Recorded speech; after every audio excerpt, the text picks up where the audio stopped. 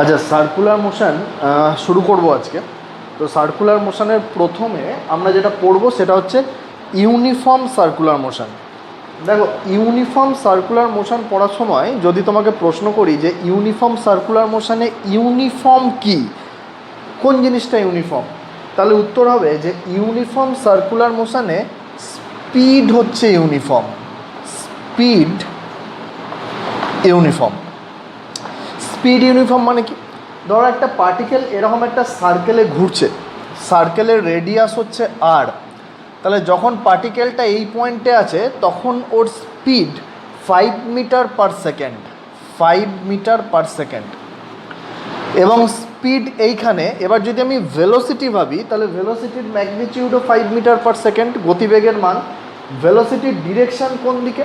যদি পার্টিকেলটা এরকমভাবে ঘোরে তাহলে ভেলোসিটির ডিরেকশান হচ্ছে অ্যালং দ্য ট্যানজেন্ট। পার্টিকেলটা যখন যে পজিশানে আছে সেই পজিশানে অ্যালং দ্য ট্যানজেন্ট হচ্ছে ভেলোসিটির ডিরেকশান। তাহলে ইউনিফর্ম সার্কুলার মোশনে আমরা স্পিডটাকে ইউনিফর্ম বলছি কিন্তু ভেলোসিটিটাকে ইউনিফর্ম বলছি না। তার কারণ velocity is the vector quantity. Vector uniform তখনই হবে যদি তার ম্যাগনিটিউড আর ডিরেকশান দুটোই ফিক্স থাকবে। এখানে আমরা দেখতে পাচ্ছি ম্যাগনিটিউডটা ফিক্সড কিন্তু ডিরেকশানটা প্রত্যেকটা পয়েন্টে চেঞ্জ করছে। যখন পার্টিকেল যেখানে আছে ডিরেকশান সেই পয়েন্টে অ্যালং দ্য ট্যানজেন্ট, সেই জন্য আমরা বলবো যে ভেলোসিটি নন ইউনিফর্ম। ভেলোসিটি চেঞ্জ করছে, ম্যাগনিটিউড চেঞ্জ না করলেও ভেলোসিটির ডিরেকশান চেঞ্জ করছে। So velocity is non uniform quantity. বেশ, দেখো, সার্কুলার মোশন পড়তে শুরু করার আগে, ডিটেলসে যাওয়ার আগে আমি বেসিক কতগুলো ডেফিনিশন আগে বলে দিই। কী কী ডেফিনিশন? যে ধরো কোনো একটা পার্টিকেল এই পি পজিশানে আছে, সেখান থেকে সে টি টাইম পরে কিউ পজিশানে চলে গেল, পি থেকে কিউতে চলে গেল, তাহলে রেডিয়াস ভেক্টরটা যে অ্যাঙ্গেলটা ডেসক্রাইব করলো থিটা, সেটাকে আমরা বলবো অ্যাঙ্গুলার ডিসপ্লেসমেন্ট। রেডিয়াস ভেক্টরটা যে অ্যাঙ্গেল ডেসক্রাইব করলো theta, that is known as angular displacement. আচ্ছা, দেখো, লিনিয়ার ডিসপ্লেসমেন্ট বলতে আমরা কি বুঝি? আমরা ডিসপ্লেসমেন্ট পড়েছি, লিনিয়ার ডিসপ্লেসমেন্ট মানে হচ্ছে ইনিশিয়াল আর ফাইনাল পজিশনের মধ্যে শর্টেস্ট ডিস্টেন্স। আর অ্যাঙ্গুলার ডিসপ্লেসমেন্ট মানে কি? ইনিশিয়াল আর ফাইনাল পজিশনে যাওয়ার সময় রেডিয়াস ভেক্টরটা যে অ্যাঙ্গেল ডেসক্রাইব করছে। এর ইউনিট হচ্ছে রেডিয়ান। রেডিয়ান আমরা জানি 180 ডিগ্রি মিনস পাই রেডিয়ান। তাহলে যদি থিটার ভ্যালু 30 ডিগ্রি হয়, যদি if theta is equal two 30 degree, then we can say that angular displacement is pi by 6 radian। তাহলে অ্যাঙ্গুলার ডিসপ্লেসমেন্ট বোঝা গেল। বেশ, নেক্সট চলে আসছি আমি অ্যাঙ্গুলার ভেলোসিটি। দেখো, লিনিয়ার ডিসপ্লেসমেন্ট কি পড়েছি আমরা। আচ্ছা, লিনিয়ার ভেলোসিটি কি? লিনিয়ার ভেলোসিটি হচ্ছে লিনিয়ার ডিসপ্লেসমেন্ট বাই টাইম। আমি ভেলোসিটি লিনিয়ার মোশনে এরকমভাবে লিখি, ডিসপ্লেসমেন্ট বাই টাইম। তাহলে সিমিলারলি এখানে অ্যাঙ্গুলার ভেলোসিটি কি লিখব? Angular velocity that is angular displacement by time. Angular velocity is omega is equal to angular displacement theta by time T. এর unit কী হবে? অ্যাঙ্গুলার ডিসপ্লেসমেন্টের ইউনিট হচ্ছে রেডিয়ান, টাইমের unit হচ্ছে second. So this is radian per second. Angular velocity this is equal two radian per second. আচ্ছা, তাহলে আমি কি দেখলাম যে ইউনিফর্ম সার্কুলার মোশনে অ্যাঙ্গুলার ডিসপ্লেসমেন্ট কি, অ্যাঙ্গুলার ভেলোসিটি কি। দেখো, পার্টিকেলটা খুব কমন ব্যাপার, যদি এক পাক পুরো ঘোরে, মানে পি পয়েন্ট থেকে শুরু করে আবার পিতে ফিরে এলো, মানে এতটা ঘুরলো, তাহলে অ্যাঙ্গুলার ডিসপ্লেসমেন্ট কত হলো? রেডিয়াস ভেক্টরটা যদি এইভাবে পুরো 360 ডিগ্রি ঘোরে 360 ডিগ্রি, তখন এই পার্টিকেলটা আবার এখান থেকে এখানে ফিরে আসবে। তাহলে অ্যাঙ্গুলার ডিসপ্লেসমেন্ট হচ্ছে 360 ডিগ্রি, কিন্তু আমরা তো ডিগ্রিতে বলি না। তাহলে for one complete revolution theta is equal to 2 pi radian. তো একটা কমপ্লিট একবার ঘুরতে যে সময় লাগে তাকে বলা হয় টাইম পিরিয়ড। টাইম পিরিয়ড বা capital T is equal to time taken for one complete rotation. পার্টিকেলটা এক পাক পুরো ঘুরলো, যে সময় নেবে তাকে আমরা বলবো টাইম পিরিয়ড, বাংলায় বলা হয় পর্যায়কাল। আচ্ছা, অ্যাঙ্গুলার ডিসপ্লেসমেন্ট যেটা আমি বলছিলাম তার বাংলা হচ্ছে কৌণিক সরণ, আর অ্যাঙ্গুলার ভেলোসিটি তার বাংলা হচ্ছে কৌণিক বেগ। বেশ, তাহলে এখানে টাইম পিরিয়ড মানে কি? এক পাক ঘুরতে যে সময় লাগে। দেখো, আমি টাইম পিরিয়ডের সঙ্গে অ্যাঙ্গুলার ভেলোসিটির যদি একটা রিলেশন বার করি, তাহলে অ্যাঙ্গুলার ভেলোসিটি বা কৌণিক বেগ omega is equal to angular displacement by time. পুরো এক পাক ঘুরলে অ্যাঙ্গুলার ডিসপ্লেসমেন্ট কত? 2 পাই, এবং সময় কত লাগছে? টাইম পিরিয়ডের সঙ্গে সমান টি। তাহলে omega is equal to 2 pi by T. এটা খুব ইম্পর্টেন্ট রিলেশন, এখান থেকে আমরা ইউজ করা শুরু করব। বিভিন্ন চ্যাপ্টারে বারবার আমাকে ইউজ করতে হবে যে omega is equal to 2 pi by T, angular velocity is equal to angular displacement by time. আচ্ছা, নেক্সট আমি চলে আসছি ফ্রিকোয়েন্সি। ফ্রিকোয়েন্সি বাংলায় যাকে বলে কম্পাঙ্ক। খুব সিম্পল ব্যাপার, 1 সেকেন্ডে যতবার কমপ্লিট ঘুরছে সেটাই হচ্ছে ফ্রিকোয়েন্সি বা কম্পাঙ্ক। ধরো এই পার্টিকেলটা একটা সার্কুলার পাথে ঘুরছে, 1 সেকেন্ডে 5টা সার্কেল কমপ্লিট করে। তাহলে 1 সেকেন্ডে যদি 5টা সার্কেল কমপ্লিট করে তাহলে ফ্রিকোয়েন্সি হচ্ছে 5। ফ্রিকোয়েন্সিকে আমরা জেনারেলি এফ দিয়ে ডিনোট করি। দেখো, টাইম পিরিয়ড কি বললাম? যে একটা কমপ্লিট রোটেশনে যে সময় লাগে। তাহলে টাইম পিরিয়ড টি হলে টি সেকেন্ডে একটা রোটেশন হয় কমপ্লিট। তাহলে 1 সেকেন্ডে কটা হবে? 1/t। তাহলে 1 সেকেন্ডে যটা হচ্ছে তাকে আমরা কি বলি? ফ্রিকোয়েন্সি। তাহলে frequency is equal two 1/t। তুমি এখানে বসাতে পারো 1/t এর জায়গায় যদি এফ বসিয়ে দাও তাহলে omega is equal to 2 pi F. এটা আরেকটা রিলেশন পেলে, যেখানে ওমেগা হচ্ছে অ্যাঙ্গুলার ভেলোসিটি কৌণিক বেগ, F is the frequency, P is the time. বেশ, তাহলে এগুলো হলো বেসিক ডেফিনিশন। তুমি যখন সার্কুলার মোশন পড়তে শুরু করবে তখন শুরুতে এগুলো তোমাকে জানতে হবে যে কোন জিনিসটা কি, কাকে বলে ডিসপ্লেসমেন্ট, অ্যাঙ্গুলার ডিসপ্লেসমেন্ট, কাকে বলে অ্যাঙ্গুলার ভেলোসিটি, টাইম পিরিয়ড কি, ফ্রিকোয়েন্সি কি, এইভাবে। আমরা ইউনিফর্ম সার্কুলার মোশনের কথা বলছি। আচ্ছা, এইবার একটা জিনিস ভাবো, আমি যদি বলি যে ভেলোসিটি কি ফিক্সড, একটু আগে যেটা বলছিলাম, তুমি বলবে না ভেলোসিটি ফিক্সড নয়, ভেলোসিটি চেঞ্জ হচ্ছে। তাহলে এখন আমি যদি বলি ভেলোসিটি চেঞ্জ হচ্ছে কিভাবে, তুমি বলবে ভেলোসিটির ম্যাগনিটিউডটা ফিক্সড, কিন্তু ভেলোসিটির ডিরেকশন প্রত্যেকটা পয়েন্টে চেঞ্জ হচ্ছে। যেহেতু প্রত্যেকটা পয়েন্টে ভেলোসিটির ডিরেকশন চেঞ্জ হচ্ছে, সেই জন্য আমি বলবো যে as velocity is the vector quantity, we can not say that velocity is uniform, but velocity is changing at each point. তো ভেলোসিটিকে চেঞ্জ করে কে? কোন ফিজিক্যাল কোয়ান্টিটি ভেলোসিটির চেঞ্জ করে? উত্তর হচ্ছে ত্বরণ, acceleration. Acceleration changes velocity. Acceleration changes velocity. ভেলোসিটির change করে অ্যাক্সিলারেশন। তাহলে এখানেও ভেলোসিটির চেঞ্জ হচ্ছে, তাহলে এই ধরনের মোশনেও একটা অ্যাক্সিলারেশন আছে। এবার তুমি বলবে আমরা এতদিন তো দেখে এসছি এইরকম যে অ্যাক্সিলারেশন ভেলোসিটির ম্যাগনিটিউড বাড়ায় বা কমায়। যদি একটা পার্টিকেল এই দিকে মুভ করছে, তার ভেলোসিটি এই দিকে, আমি যদি এই দিকেই অ্যাক্সিলারেশন দিই তাহলে ভেলোসিটি কী হবে? বেড়ে যাবে। আমি যদি উল্টো দিকে অ্যাক্সিলারেশন দিই তাহলে ভেলোসিটি কী হবে? কমে যাবে। তো তুমি বলবে এখানে তো ভেলোসিটির ডিরেকশন চেঞ্জ হচ্ছে, ভেলোসিটির ম্যাগনিটিউড তো চেঞ্জ হচ্ছে না, তাহলে এটা কীরকম অ্যাক্সিলারেশন? এই ধরনের অ্যাক্সিলারেশন আমরা পড়িনি। আমরা এতদিন যা যা অ্যাক্সিলারেশন পড়েছি সমস্ত অ্যাক্সিলারেশনে ভেলোসিটির ম্যাগনিটিউড চেঞ্জ হয়ে যায়, কিন্তু এখানে বুঝতে পারছি আমরা অ্যাক্সিলারেশন আছে। কেন বুঝতে পারছি? তার কারণ ভেলোসিটি চেঞ্জ করছে, কিন্তু ভেলোসিটির ম্যাগনিটিউড চেঞ্জ করছে না, চেঞ্জ করছে ভেলোসিটির ডিরেকশান। তাহলে বোঝো যে এটা এমন একটা অ্যাক্সিলারেশন যেটা ভেলোসিটির ম্যাগনিটিউডকে ফিক্স রাখে, শুধু ডিরেকশান চেঞ্জ করে। তাহলে কিভাবে এটা পসিবল? এটা তখনই পসিবল যদি অ্যাক্সিলারেশন থাকে কিন্তু ভেলোসিটির দিকে অ্যাক্সিলারেশনের কোনো কম্পোনেন্ট না থাকে।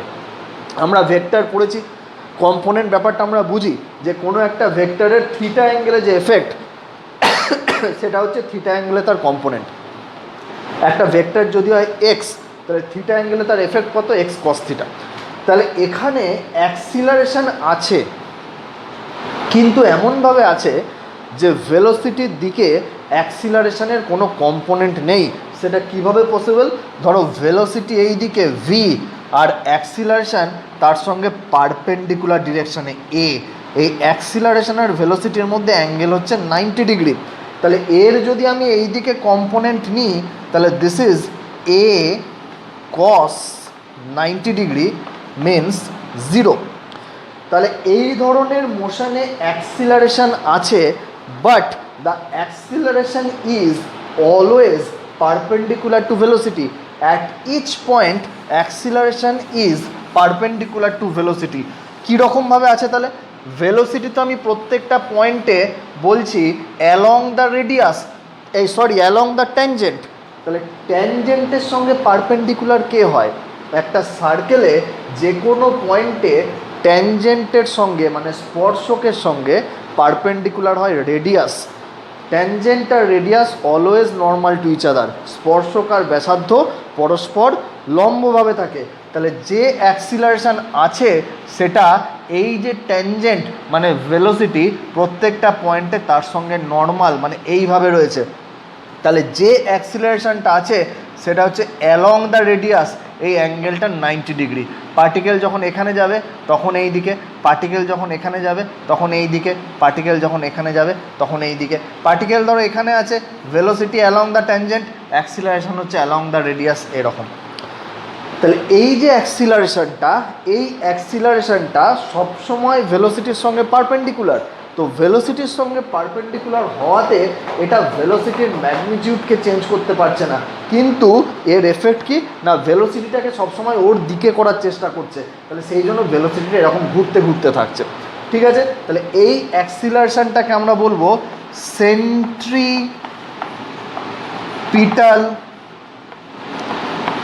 অ্যাক্সিলারেশন। সেন্ট্রিপিটালের বাংলা হচ্ছে অভিকেন্দ্র ত্বরণ। এটা কীরকম রয়েছে? অ্যালং দ্য রেডিয়াস, ব্যাসার্ধ বরাবর ভেতরের দিকে, কেন্দ্রের দিকে, অ্যালং দ্য রেডিয়াস ইনওয়ার্ড। এটা ব্যাসার্ধ বরাবর সবসময় টুয়ার্ডস দ্য সেন্টার, কেন্দ্রের দিকে রয়েছে। বেশ, ওকে। তো এবার দেখো নিউটনের সেকেন্ড লটা মাথায় ঢোকাও। নিউটনের সেকেন্ড ল কী বলেছে? যদি কোথাও একটা অ্যাক্সিলারেশন থাকে তাহলে সেখানে অবভিয়াসলি একটা ফোর্স থাকবে, F is equal to M A. তাহলে এই যে পার্টিকেলটার ওপর এই যে অ্যাক্সিলারেশনটা আছে অ্যালং দ্য রেডিয়াস ইনওয়ার্ড, তাহলে এই অ্যাক্সিলারেশনটার জন্য এই পার্টিকেলটার ওপর সবসময় একটা ফোর্স রয়েছে। সেন্ট্রিপিটাল অ্যাক্সিলারেশনের জন্য ফোর্সটা জেনারেট করছে, তাহলে সেই ফোর্সটাকে আমরা বলবো সেন্ট্রিপিটাল ফোর্স, বাংলায় বলবো অভিকেন্দ্র বল। কোন দিকে? Along the radius inward. তুমি ভাবো যে যখনই কোনো একটা অবজেক্ট একটা সার্কুলার পাথে মুভ করছে তখন তার ওপর সেন্টারের দিকে মানে ভেতরের দিকে অ্যালং দ্য রেডিয়াস কোনো না কোনো ফোর্স থাকেই, সেই ফোর্সটাই হচ্ছে সেন্ট্রিপিটাল ফোর্স। তুমি সিম্পল ভাবো যে ধরো এটা হচ্ছে নিউক্লিয়াস, আমরা জানি প্রোটন থাকে, এটা পজিটিভলি চার্জড, ইলেকট্রন তার চারধারে ঘুরছে, দিস ইজ ইলেকট্রন। তো এই নিউক্লিয়াস আর ইলেকট্রনের মধ্যে একটা কুলম্ব ফোর্স অফ অ্যাট্রাকশন রয়েছে, পজিটিভ চার্জ আর নেগেটিভ চার্জ কোন দিকে? সব সময় নিউক্লিয়াসের দিকে। যখন ইলেকট্রন যেখানে আছে সেই পজিশন থেকে নিউক্লিয়াসের দিকে। তাহলে এই ফোর্সটাই কি? Centripetal force. ধরো পৃথিবী ঘুরছে সূর্যের চারধারে, this is sun, earth is rotating around the sun. তাহলে সান আর আর্থের মধ্যে কি ফোর্স রয়েছে? Gravitational force of attraction. তো এই গ্র্যাভিটেশনাল ফোর্স অফ অ্যাট্রাকশন আমরা পড়েছি, এর মাস যদি ক্যাপিটাল এম হয়, এর যদি স্মল এম হয়, ডিস্টেন্স যদি আর হয়, তাহলে G M M by R square.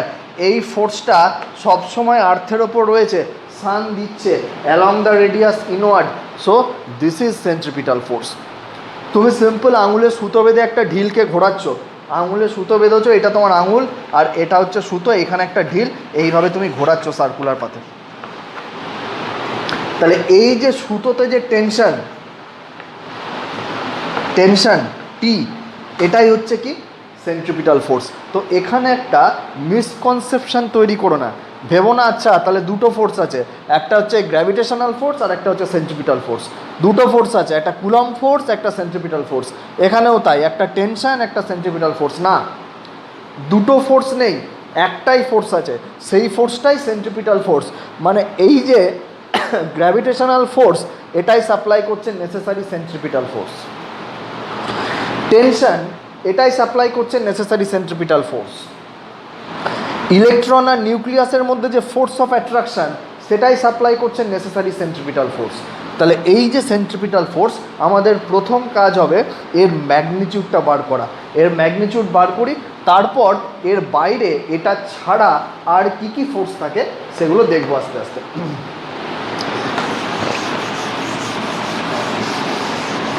একটা ডায়াগ্রাম আঁকবো। আমাদের উদ্দেশ্য কি?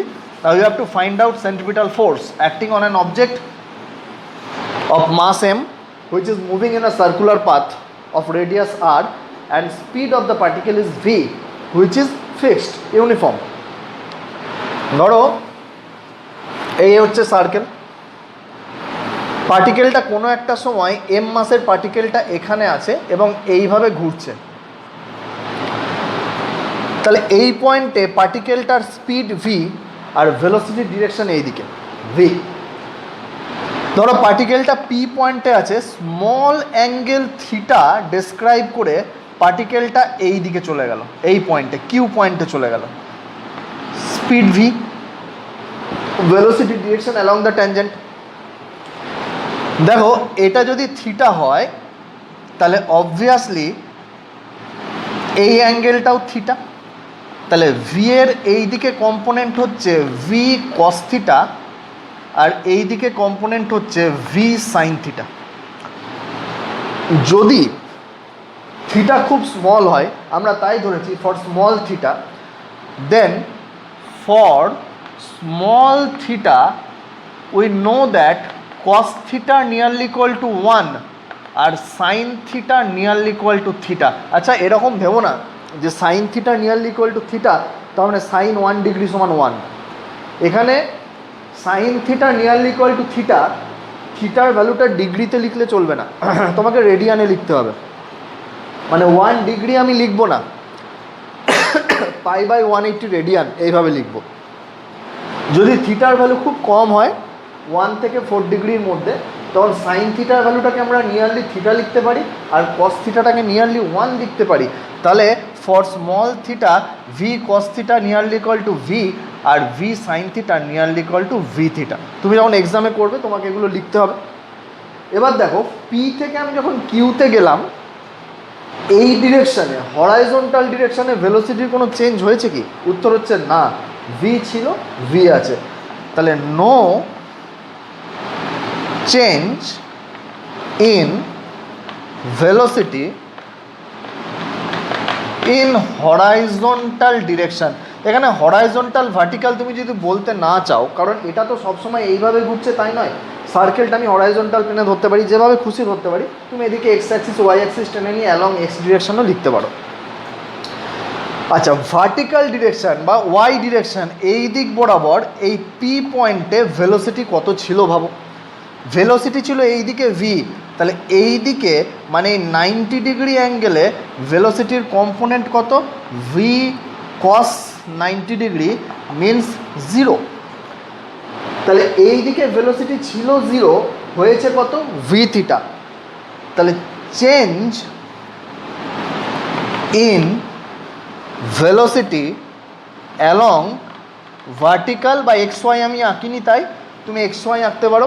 সেটা হচ্ছে 0 ছিল, এই ভি থিটা হয়েছে, তাহলে চেঞ্জ হয়েছে V theta minus 0 means V theta.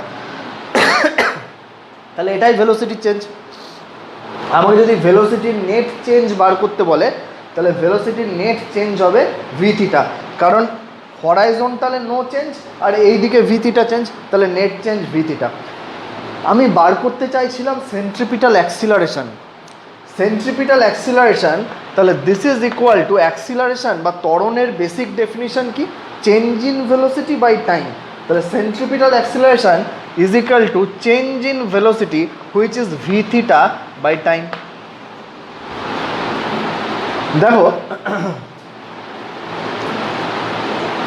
V theta by time, এই থিটাটা কি, অ্যাঙ্গুলার ডিসপ্লেসমেন্ট। তাহলে অ্যাঙ্গুলার ডিসপ্লেসমেন্টকে টাইম দিয়ে ডিভাইড করলে কি হয়, অ্যাঙ্গুলার ডিসপ্লেসমেন্টকে টাইম দিয়ে ডিভাইড করলে হয় অ্যাঙ্গুলার ভেলোসিটি। তাহলে দিস ইজ ভি ওমেগা। এখানে আমি আরেকটা ডেরিভেশন করি। ধরো যদি থিটা খুব ছোট হয়, তাহলে এই যে আর্কটা হলো এস, এই আর্কটা যদি থিটা খুব ছোট হয়, যেরকম আমরা ডেরিভেশনে ধরেছি, তাহলে এই আর্কটা is nearly a straight line. তুমি সার্কেলের খুব স্মল পোর্শন একটা কেটে নাও, that is a straight line. এবং এর রেডিয়াস যদি আর হয়, তাহলে আমরা লিখতে পারি S is equal to R theta. জানি আমরা এটা, সার্কেলের রেডিয়াস যদি আর হয়, আমি এইখানটা মুছে একবার এখানটা দেখাই। তাহলে খুব স্মল একটা সার্কুলার আর্ক, যেটা নিয়ারলি একটা স্ট্রেট লাইন, এটা যদি এস হয়, এটা যদি আর হয়, তাহলে S is equal to R sine theta. Theta খুব ছোট হলে sine theta nearly equal to theta, তাহলে S is equal to R theta. এটাও আমরা বহু ইউজ করবো ফিজিক্সে।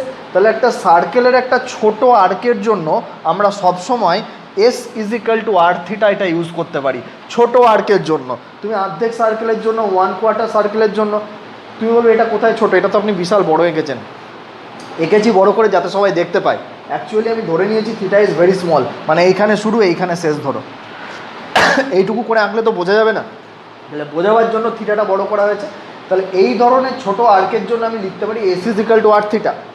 এসটা কি, যদি এই পার্টটা এস হয়, মানে এটাকে আমি লিনিয়ার ডিসপ্লেসমেন্ট হিসাবে ট্রিট করতে পারি। তাহলে দুদিকে যদি ভাগ করো, S by T is equal to R theta by T. S মানে হচ্ছে এই ডিসপ্লেসমেন্ট বাই টাইম মানে ভেলোসিটি, আর থিটা বাই টি মানে হচ্ছে অ্যাঙ্গুলার ডিসপ্লেসমেন্ট বাই টাইম মানে অ্যাঙ্গুলার ভেলোসিটি। তাহলে V is equal to R omega. এটা তুমি ডাইরেক্ট এখানে ইউজ করতে পারো, এটা একটা রিলেশন মনে রাখবে।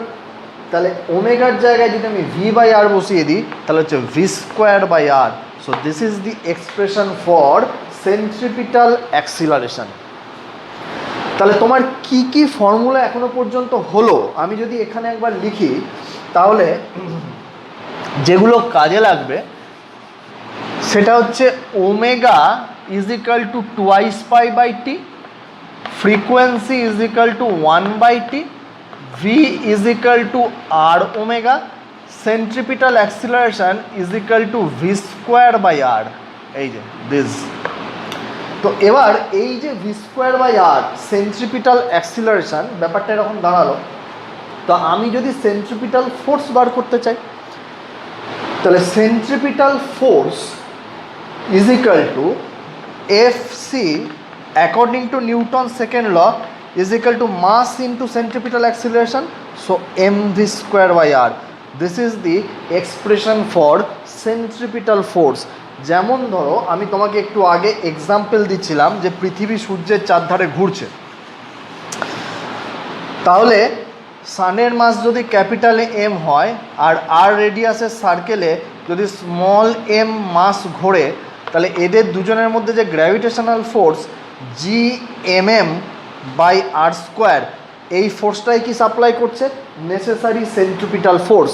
তাহলে এই ফোর্সটাই is equal to M V square by R, আর্থের ওপর যে সেন্ট্রিপিটাল ফোর্স সেটা। এখান থেকে তুমি আর্থের ভেলোসিটি বা স্পিড বার করতে পারো, যে স্পিডে আর ঘুরছে। V is equal to root under GM by R, এটাকে বলে অরবাইটাল স্পিড। এক পাক ঘুরতে কত সময় লাগবে তুমি বার করতে পারো। ধরো আর্থ যদি এক পাক ঘোরে, তাহলে এই এক পাক ঘুরলো মানে টোটাল কতটা রাস্তা গেল? 2 π আর। তাহলে সময় কত লাগবে? Time is equal to 2 π R by V. V এর ভ্যালু হচ্ছে root under GM by R. তাহলে এইভাবে আমরা টাইম পিরিয়ড কত হয়? 365 ডেজ, এইভাবে আমরা ক্যালকুলেট করতে পারি। যদিও আর্থের অরবিটটা পিওর সার্কেল নয়, সেগুলো গ্র্যাভিটেশন চ্যাপ্টারে পরে পড়বো। তা এইভাবে আমরা এই ধরনের ক্যালকুলেশন করি।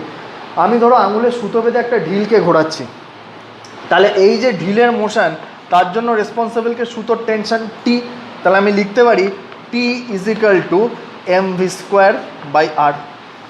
যেমন ইলেকট্রন ঘুরছে নিউক্লিয়াসের চারধারে, তাহলে ইলেকট্রন আর নিউক্লিয়াসের মধ্যে যে ফোর্স, কুলম্ব ফোর্স, তারও একটা ভ্যালু আছে K Q one Q two by R square. Q one Q two হচ্ছে দুটো চার্জ, আর হচ্ছে তাদের মধ্যে সেপারেশন, সেটা ইজ ইকুয়াল টু আমি লিখতে পারি M V square by R. তাহলে আমি এতক্ষণ ধরে বুঝলাম কি, যে যখনই একটা পার্টিকেল একটা সার্কুলার পাথে ঘুরছে, তখন সেই পার্টিকেলের ওপর অ্যালং দ্য রেডিয়াস ইনওয়ার্ড একটা ফোর্স থাকে। এই যে পার্টিকেলটা ঘুরছে, তাহলে এই পার্টিকেলের ওপর অ্যালং দ্য রেডিয়াস ইনওয়ার্ড একটা ফোর্স থাকে। এই ফোর্সটার আমি নাম দিয়েছি অভিকেন্দ্র বল, সেন্ট্রিপিটাল ফোর্স। আচ্ছা, এবার আমি যদি প্রশ্ন করি যে এই ফোর্সটা দিচ্ছে কে, তুমি বলবে যে সেন্টারে বসে আছে সে দিচ্ছে। সূর্য দিচ্ছে পৃথিবীর ওপর, নিউক্লিয়াস দিচ্ছে ইলেকট্রনের ওপর, আমি আঙুল দিয়ে দিচ্ছি থ্রু দ্য স্ট্রিং ঢিলের ওপর যে ঢিলটাকে ঘোরাচ্ছে। তাহলে এখন প্রশ্ন হচ্ছে যে এই সেন্টারের অবজেক্টটা যদি এখানে ফোর্স দেয়, তাহলে তো একে ছেড়ে দেবে না, এও তো একটা ফোর্স এর ওপর দেবে। কারণ নিউটন তো বলে গেছে in third law, every action has equal and opposite reaction. তাহলে আমি সেন্টারে বসে যদি এর ওপর ফোর্স দিই, তাহলে এও ফোর্স দেবে। আমরা জানি গ্র্যাভিটেশনাল ফোর্স, সান আর্থের ওপর দিচ্ছে, আর্থ সানের ওপর দিচ্ছে, দুটো অবজেক্টই একে অন্যকে অ্যাট্রাক্ট করছে। তাহলে এই 2 নম্বরটার ওপরও রিয়াকশনাল একটা ফোর্স রয়েছে, এই সেন্টারটার ওপরও একটা ফোর্স রয়েছে, যেটা হচ্ছে রিয়াকশনাল ফোর্স। এই ফোর্সটাকে আমরা বলবো সেন্ট্রিফিউগাল রিয়াকশন, অপকেন্দ্র বল। সেন্ট্রিফিউগাল রিয়াকশন, মনে রাখো এই সেন্ট্রিপিটাল ফোর্স এটা হচ্ছে কি অ্যাকশন, যেটা সেন্টারে যে বসে আছে সে দিচ্ছে, আর এ সেন্টারের ওপর কি দিচ্ছে? রিয়াকশন। তাহলে এই দুটো বেসিক্যালি অ্যাকশন রিয়াকশন ফোর্স। দুজনের মিউচুয়াল ইন্টারাকশনের জন্য জেনারেট করছে। এক সেন্টার ও পার্টিকেলকে টানছে, পার্টিকেল ওকে টানছে, এই দুজনের মিউচুয়াল ইন্টারাকশনের জন্য জেনারেট করছে এরা সেন্ট্রিপিটাল ফোর্স আর সেন্ট্রিফিউগাল রিয়াকশান। এরকম ফোর্স আমরা পড়ে আসছি ছোটো থেকে। আমি দেয়ালটাকে ধাক্কা মারলাম, দেয়াল আমাকে উল্টো দিকে রিয়াকশান দিল। আমি মাটির ওপর দাঁড়িয়ে আছি, আমার ওয়েটটা ফ্লোরের ওপর পড়ছে অ্যাকশান, ফ্লোর আর আমার ওপর কী দিচ্ছে? রিয়াকশান। তাহলে যে সমস্ত ফোর্স আমরা পড়ে পড়ে বড় হয়েছি সেগুলো এগুলো। তাহলে এই দুটোকে আমি বলবো রিয়েল ফোর্স। রিয়েল ফোর্স মানে এদের রিয়েল এক্সিস্টেন্স আছে। এরা কেন তৈরি হলো আমরা জানি, কেন তৈরি হলো তুমি বলতে পারবে। সূর্য পৃথিবীকে টানছে, ইলেকট্রন নিউক্লিয়াসকে টানছে, আর এদের অরিজিনটা আমরা জানি, আর এরা মিউচুয়াল ইন্টারাকশানের জন্য তৈরি হয় একে অপরের। So these are real force. এই যেমন ধরো তুমি আঙুলের সুতো বেঁধে যদি একটা ঢিলকে এইভাবে ঘোরাও, তাহলে তুমি আঙুলের ওপর একটা টান ফিল করো, তো মনে হয় তো যে আঙুলটাকে কেউ বাইরের দিকে টানছে। তাহলে এই যে আঙুলের ওপর টান, যে টেনশনটা, এটা হচ্ছে তোমার সেন্ট্রিফিউগাল রিয়াকশান, আর ঢিলটা ঘুরছে যে টেনশনের জন্য সেটা হচ্ছে সেন্ট্রিপিটাল ফোর্স। তাহলে এই দুটোই হচ্ছে অ্যাকশান রিয়াকশান ফোর্স, এবং দুটোরই ম্যাগনিটিউড হচ্ছে mv² বাই আর। বেশ, এবার দেখো এইখানটা বোঝো, এইখানটা যারা ওয়েস্ট বেঙ্গল বোর্ডের স্টুডেন্ট ছিলে তাদের এই ব্যাপারটা ক্লিয়ার করতে একটু সময় লাগতে পারে, সিবিএসসি বোর্ডেরও তাই। আইসিএসসির ছেলেরা এখানটা পড়ে এসছে একটুখানি। দেখো এই দুটো তো আমি বুঝলাম। এবার তুমি যে কোনো একটা সার্কুলার মোশন যদি মনে মনে ভাবো এবং তুমি যদি নিজেকে এইখানে ভেবে নাও, তাহলে এই দুটোর বাইরেও একটা ফোর্স তুমি ফিল করতে পারবে। তুমি নিজেকে এইখানে ভেবে নাও, মানে আমি বললাম যে তুমি এইখানে বসে আছো এবং এই পার্টিকেলটার ওপর বসে বসে তুমিও সার্কুলার পাতে ঘুরছো, মানে তুমিই হচ্ছ পার্টিকেলটা। তাহলে এই যে একটা সার্কুলার পাতে তুমি ঘুরছো, সবসময় তোমার মনে হবে কেউ তোমাকে বাইরের দিকে টানছে, প্রত্যেকটা পয়েন্টে কেউ তোমাকে বাইরের দিকে টানছে। এইটা কি? এই ফোর্সটা অন্য কেউ ফিল করতে পারবে না, একমাত্র তুমিই ফিল করতে পারবে। আচ্ছা, ভিজুয়ালাইজ করার একটা উপায় আছে। দেখো, ধরো মেলায় এরকম খেলনা পাওয়া যায়, দেখবে যে বাচ্চাদের খেলনা এরকম একটা ফ্রেম থাকে এইরকম, আর এখানে দড়ি দিয়ে কতগুলো অবজেক্ট মেটেরিয়াল এরকম ধরো ঝোলানো আছে, পুতুল ফুতুল এরকম ঝোলানো আছে, এরকম লাইক দিস। তো সাধারণ অবস্থায় তুমি যখন এটা ধরে আছো তখন এটা এরকমভাবে রয়েছে।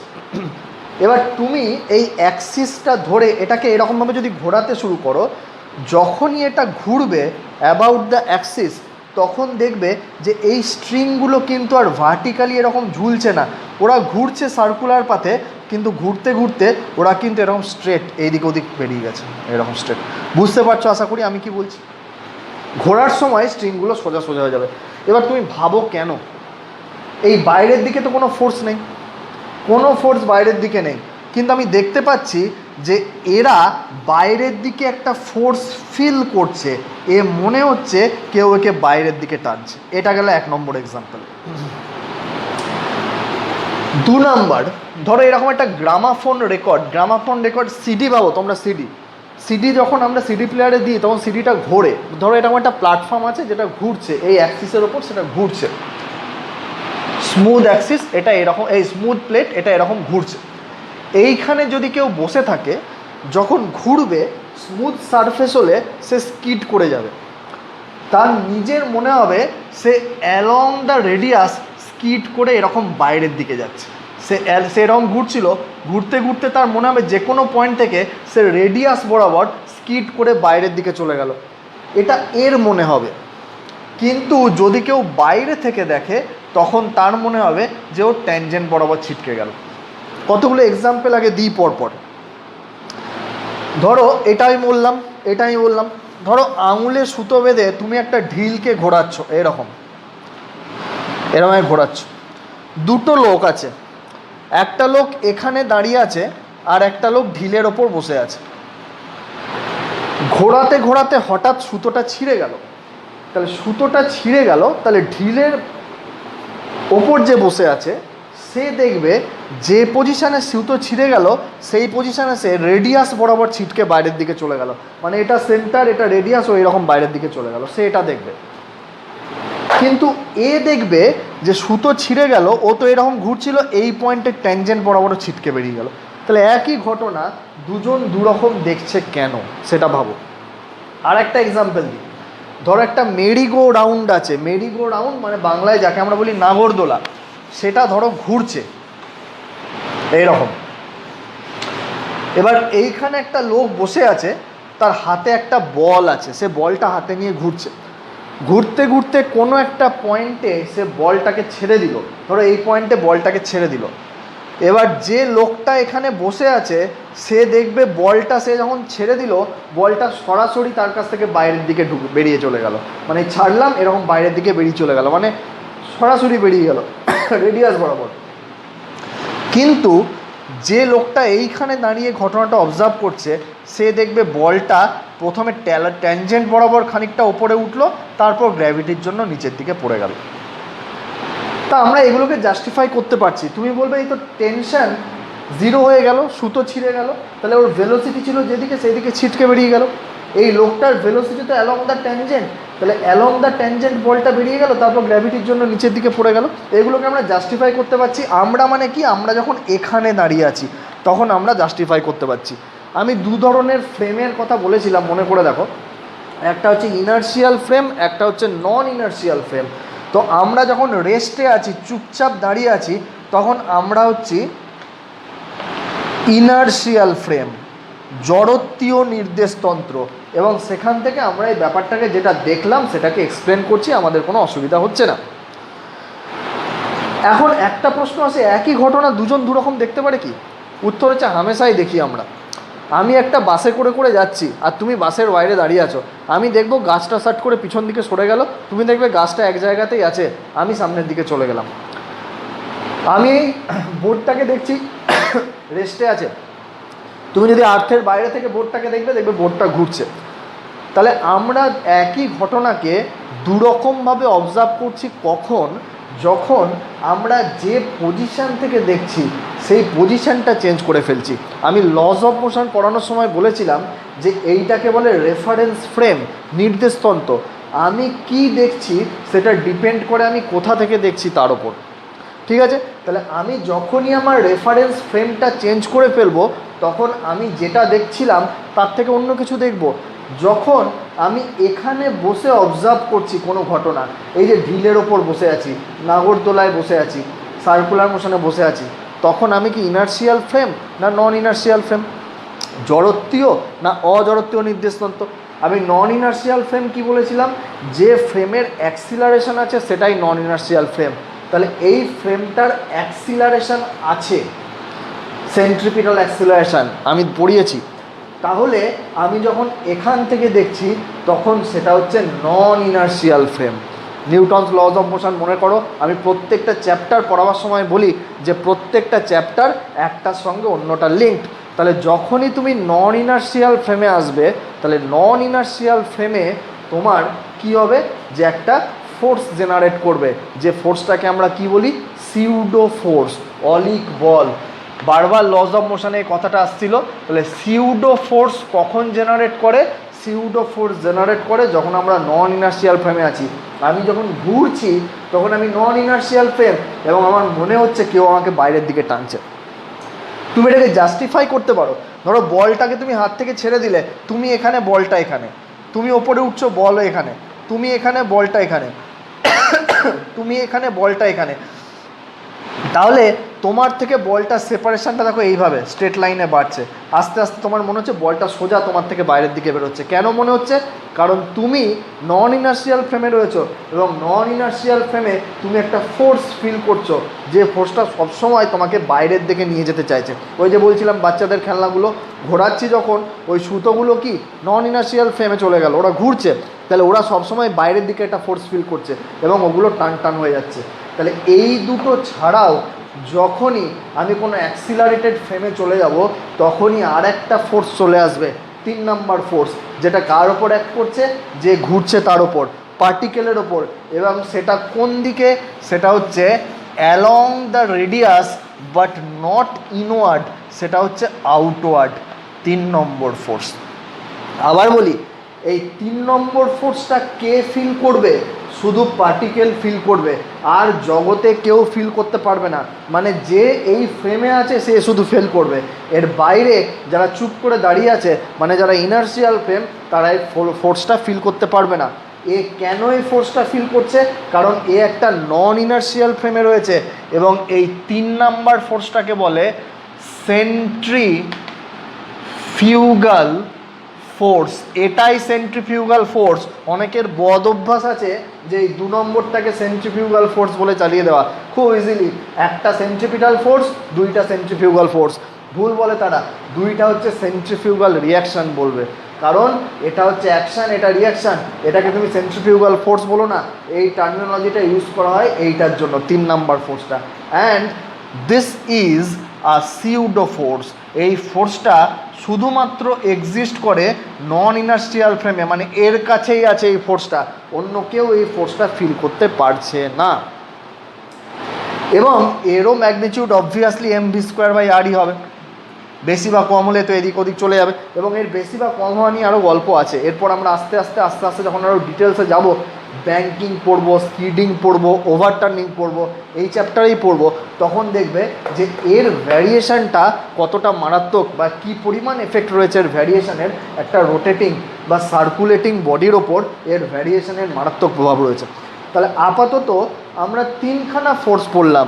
বেসিক যেটা সার্কুলার মোশনের, সেই বেসিকটা শুধু হলো, সেটা হচ্ছে সেন্ট্রিফিউগাল ফোর্স, ওটা শেষে বলবো, সেন্ট্রিপিটাল ফোর্স, সেন্ট্রিফিউগাল রিয়াকশান। এইটা হচ্ছে pair of forces, action and reaction forces, these are real forces. আর সিউডো ফোর্স, যেটা শুধুমাত্র যে ঘুরছে সে এক্সপিরিয়েন্স করতে পারবে, তার মনে হবে তাকে কেউ বাইরের দিকে টানছে ধরে, ওই 3 নাম্বার ফোর্সটাই হচ্ছে সিউডো ফোর্স। দেখো সিউডো ফোর্সের এক্সাম্পল আমরা দেখেছি।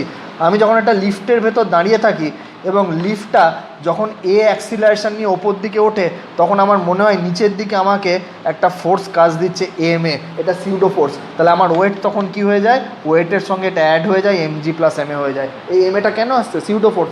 সিমিলারলি ওর এই দিকে একটা অ্যাক্সিলারেশন রয়েছে, ও একটা অ্যাক্সিলারেটেড ফ্রেম এ, তাহলে এই দিকেও ওর একটা সিউডো ফোর্স চলে আসছে এমএ। যেমন এখানে হলো, লিফট যদি নিচের দিকে নামতো অ্যাক্সিলারেশন নিয়ে, তখন ওপর দিকে এর ওপর একটা সিউডো ফোর্স আসতো এমএ, এবং তখন ওর ওয়েট হয়ে যেত, ওয়েটের ফিলিং যেটা আমরা লিখি অ্যাপারেন্ট ওয়েট, সেটা হয়ে যেত mg নিচের দিকে -ma।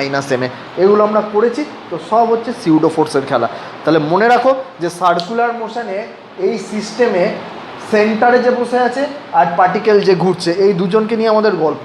যে সেন্টারে বসে আছে তার উপর একটা ফোর্স কাজ করছে, সেন্ট্রিফিউগাল রিয়াকশান, আর যে ঘুরছে তার উপর কাজ করছে সেন্ট্রিপিটাল ফোর্স আর সেন্ট্রিফিউগাল ফোর্স। এই সেন্ট্রিপিটাল ফোর্স আর সেন্ট্রিফিউগাল রিয়াকশানের অরিজিন আমরা এক্সপ্লেন করতে পারি। এরা মিউচুয়াল ইন্টারাকশানের জন্য তৈরি হয়, কীভাবে তৈরি আমরা বলতে পারবো, আমরা বুঝতে পারবো সব জায়গা থেকে। So this are real force. এটা আমাদের বুঝতে গেলে এই ফ্রেমে এসে এর সঙ্গে ঘুরতে হবে। So this is pseudo force and named as centrifugal force. বাংলায় একে বলা হয় অপকেন্দ্র বল, অভিকেন্দ্র বল, অপকেন্দ্র প্রতিক্রিয়া আর অপকেন্দ্র বল। ওকে, নেক্সট ক্লাসে আরও ডিটেলসে যাব।